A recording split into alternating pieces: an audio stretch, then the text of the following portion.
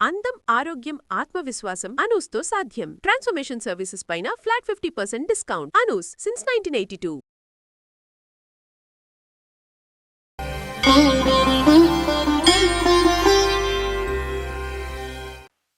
జై శ్రీకృష్ణ. ఆండాళ్ తిరువడిగళే శరణం.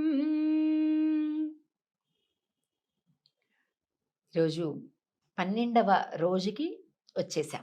12వ పాసురం. రోజుకొక గోపికను నిద్ర మేలు కొలుపుతూ కొలుపుతూ మరొక గోపిక ఇంటికి చేరుకున్నారు. ఈ గోపిక మహా సంపన్నురాలు. ఎందులో? పశు సంపద, ధన సంపద, గుణ సంపద, బల సంపద, అన్ని రకాలతో పాటుగా సౌందర్య సంపద ఇన్నున్నాయంట. ఏడొక్కదానికే కాదండోయ్, ఇంటిల్లిపాది ఇల్లు మొత్తం కృష్ణ సేవలోనే. అసలు అన్నీ వదిలిపెట్టేశారట. వాళ్ళకి ఏది వద్దంట. కృష్ణుడి దగ్గరికే పరుగులు పెడుతుంటారట. ఎప్పుడు కృష్ణుడు ఎక్కడుంటే అక్కడే ఉంటారట, అన్నీ వదిలేసి. అంత గొప్ప కృష్ణ భక్తి కలిగినటువంటి వాళ్ళట. ఆ పాశ్రాన్ని ఏంటో, ఈ గోపికేంటో, ఆ గోపిక అన్నలేంటో, ఆ కుటుంబం ఏంటో అన్నీ చూద్దాం. కనైతిళం కత్తెరుమై கன்றுக்கிரங்கி நினைத்து முலைவழியே நின்று பால் சோர நனைத்தில்லம் சேராக்கும் நற்செல்வன் தங்காய் பனித்தலை வீழனின் வாசல் கடைபத்தி சினத்தினால் தென்னிலங்கை கோமானை செத்தா மனத்துக்கினியானை பாடவும் நீவாய் திரவாய்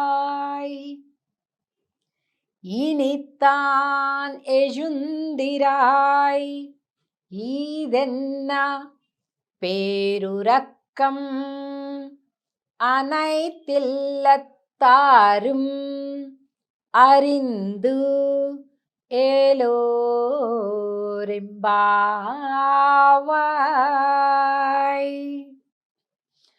కనైతు ఇళం కత్తెరుమై.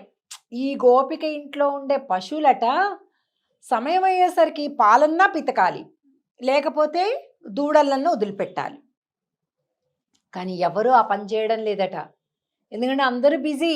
కృష్ణుడు ఎక్కడుంటే అక్కడికే పరుగులు పెట్టడం. ఈ పెద్ద పశు సంపద, పాలు తీయటం, కాచటం, పెరుగు చేయడం, వెన్న చేయడం, నెయ్యి చేయటం, అమ్మడం అస్సలు ఎవ్వరికి అక్కర్లే. మాకేం అక్కర్లా, తిన్నామా పరిగెట్టామా అంతే. కృష్ణుడి దగ్గరికి వెళ్ళిపోదాం వెళ్ళిపోదాం వెళ్ళిపోతున్నారంట. అమ్మా, కృష్ణ కైంకర్యంలో పడి మీ భౌతికమైనటువంటి సంపదల గురించి ఆలోచించే కుటుంబం కాదు. మరి ఆ పశువులు ఏం చేస్తున్నాయంట? మరి బాగా క్షీరం ఎక్కువైపోయాయి. ఎవరేమో తీయట్లేదు, కనీసం దూడలు ఇప్పట్లేదు, పాలు తీయట్లేదు. ఎక్కనైతు అవే తలుచుకుంటున్నాయంట. ఆ దూడలు వచ్చేసి పొదుగులో పెట్టాయని నిండిపోయి, పొదుగులు నిండిపోయి పాలను స్రవిస్తూ ఉన్నాయంట. పెద్ద ఎందుకు వీళ్ళకెలా తెలిసింది అంటే, ఈ గోపిక ఇంటి ముందుకు వచ్చి నిలబడితే లోపల నుంచి పెద్ద పెద్ద మడుగులు మడుగులు పాలు వస్తున్నాయంట. ఇంట్లోంచి పెరట్లోంచి ఇల్లు దాటి బయటకు వస్తున్నాయంట. చూడండి, పశువుల దొడ్డి ఎక్కడ ఉంటుందండి? వెనక వైపు ఉంటుంది. ఆ పశువుల దొడ్డిలో లోపలికి ఇంకిపోయి బయటికి ఇట్లా కారిపోతున్నాయంట. కొంతే కదా భూమి పీల్చుకుంటుంది, ఎక్కువైపోతే ఏముంటుంది, ప్రవహిస్తూ ఉంటుంది. అలా వచ్చి ఇల్లు అంతా దాటేసి బయటకు వచ్చిందంట. అమ్మా, ఇంత ప్రవాహం పాలతోటి తడిచిపోతుంది వాకిలంతా. మామూలుగా మనం నీళ్ళ పెట్టి కలాబ్ చల్లుకోవడమే కష్టం, పాల పెట్టి అంటే వాకిట్లోకి వచ్చేస్తున్నాయంట. ఎందుకు వస్తున్నాయి? లోపల పశువులు వాటంతట అవే ద్రవిస్తున్నాయి పాలు. ననై తెల్లం సేరాకుం నర్చెల్వన్ తంగాయ్. అబ్బబ్బబ్బ! ఏమి సంపద తల్లి, ఏమి సంపద.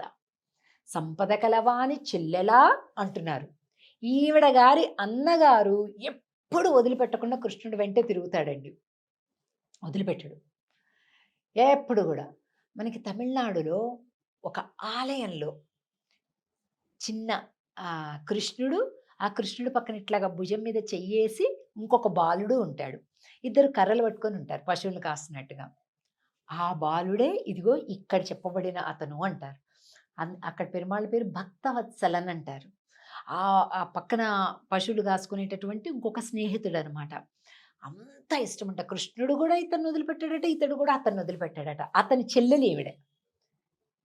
అసలు అంటుంటారు ఈ అతని కోసం చెల్లెల కోసం వస్తాడో, చెల్లెల పేరు చెప్పి అతని కోసం వస్తాడో, అతని పేరు చెప్పి చెల్లెల కోసం వస్తాడో, అంత ప్రేమ అని చెప్తారు. అటువంటి వాని యొక్క చెల్లెల ఎంత సౌభాగ్యవంతురాలివమ్మ. ఇంట్లో చూస్తేనేమో ఇంత సంపద, భగవత్ సేవ చూస్తే ఆ సంపద. కొందరేమో ఎప్పుడు భగవత్ సేవలో ఉంటారు, కానీ పాపం ఇంట్లో సంపద ఉండదు.